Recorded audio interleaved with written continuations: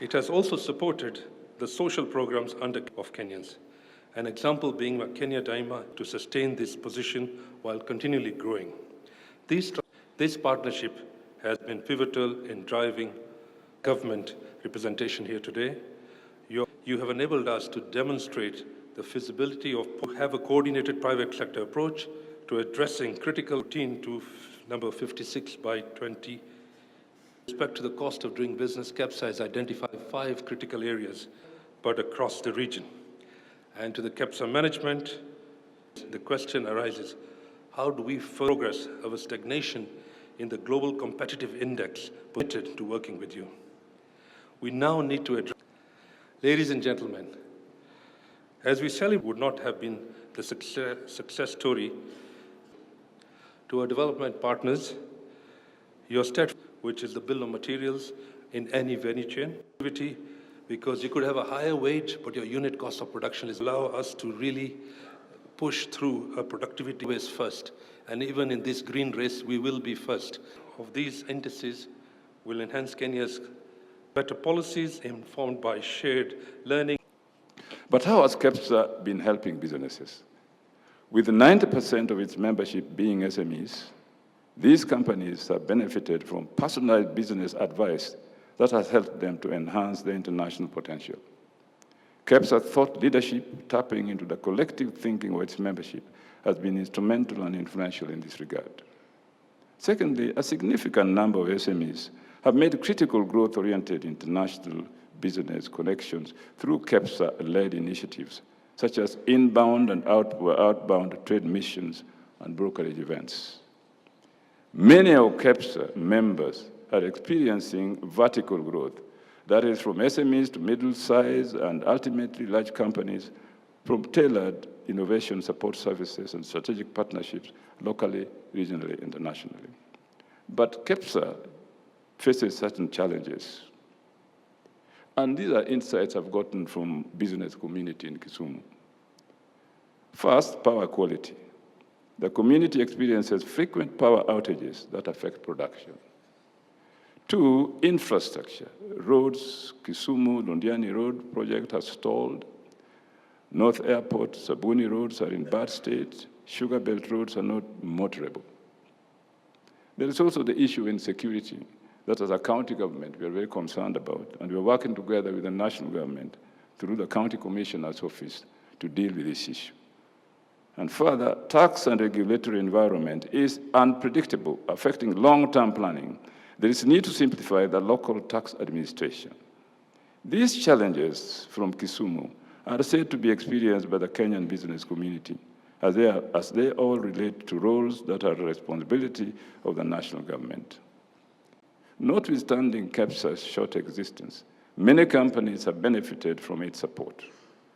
Companies across Kenya and beyond find it a reliable partner with a proven track record in helping them achieve their growth ambitions.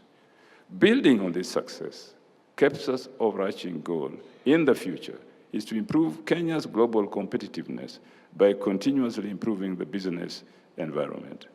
The private-public dialogues, together with thought leadership, will be enhanced in a quest to achieve Kenya's competitive agenda, anchored around 1, ensuring that the cost of material inputs for businesses offer competitive advantage to Kenyan companies by reviewing the cost of compliance that take the form of administrative costs, taxes, and regulation.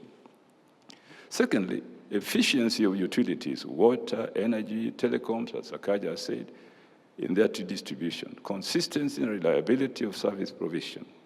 Institutional policy and regulatory burden significantly increase the cost of service delivery, which the utilities pass on to their clients. And 3, supporting high productivity by evaluating and reviewing labor cost compared to East Asia, that is emerging as commanding the global growth market in the next decade by 50% against price increases and political uncertainty in Eastern Europe and the Middle East. And 4, trade and logistics that facilitate competitiveness, ensuring that inbound and outbound national transportation networks, roads, railways, ports, airports, marine, and so on, attain cost efficiency by improving facilities for production, e.g. special economic zones, industrial parks, export promotion zones, urban and peri-urban industrial areas, and so on. And finally, ladies and gentlemen, affordable cost of finance to spur business growth, targeting the export market. This will include examining capital and operational expenditure, financing of trade facilities critical in the drive for competitiveness and openness of the market. I do believe that KEPSA will champion the growth of this economy, Kenyan economy as a whole, if indeed, as they have done and as their program shows, and I look at it very carefully, all these initiatives are successful. I have had occasion to engage KEPSA in roundtables, I think 3 times, and it has been a very informative conversation. I have also asked the ministry responsible for this space to have continuous engagement, especially when we are formulating policy positions, when we are looking at what areas that we need to intervene. And I'm very happy that that conversation is ongoing. We just need to scale it up. Our collaboration has already yielded significant outcomes, including the introduction of incentives for manufacturing, e-mobility, and special economic zones. These measures, alongside streamlined tax refund mechanisms, have boosted investor confidence and enhanced Kenya's global competitiveness. You all remember when we had this conversation about tax refunds.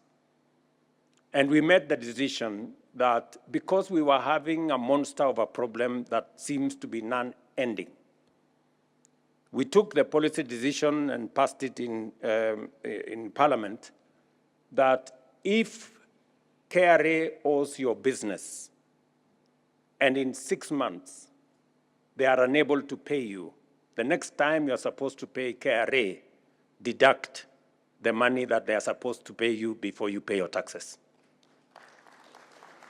That way, we make sure that we have a win-win arrangement, that if KRA delays in paying your refunds, there is no justification for you to pay the next until you get your refunds. So you net off, and I think it's managed to improve things on both sides. I think KRA are now much more forthcoming whenever they are processing those refunds. And I want to invite again the private sector, because now we have a revenue stream. You can invest in water, and we can pay you for the construction of a dam because we have now a revenue stream. So these are some of the areas we are building on sustainability to make sure that we can achieve the aspirations that we have in a sustainable way by working together in that manner. So the private sector has a very big role to play going forward.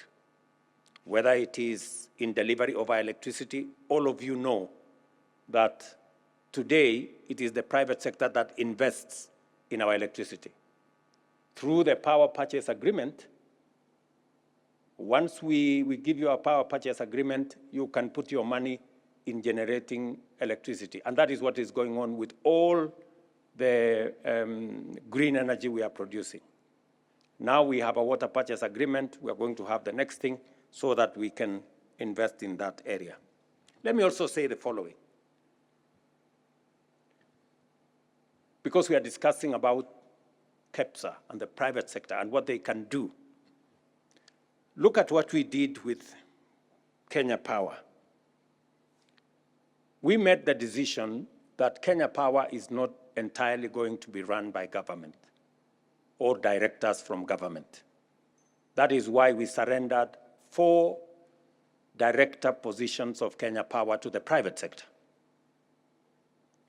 And we asked the people in that space who were equally shareholders of Kenya Power to give us directors to run that entity. and I pulled back government influence from Kenya Power. Look at the transformation we've had. This year, Kenya Power, that has made losses forever, made a profit of 36 billion this year. That's what it is. That's what the private sector, the difference the private sector can make. And we can continue, and we can continue, and we can continue. And that is why the private sector in Kenya is punching below its weight. There are bigger opportunities. The private sector needs to be much more robust.